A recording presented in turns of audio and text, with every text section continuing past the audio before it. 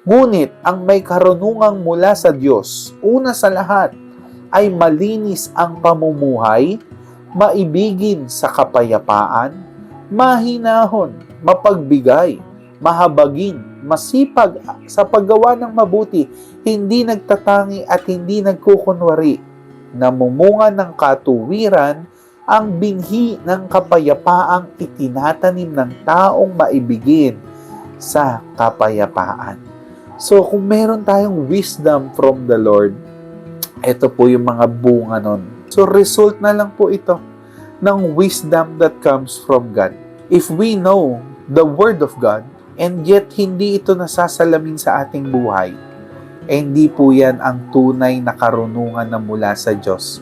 Again, it's just an information in our mind. But in our hearts and in our lives, hindi po nasasalamin, then we are like people na tumingin sa salamin at matapos nating tingnan ang ating sarili, umalis sa salamin, nalimutan na ang ating ayos.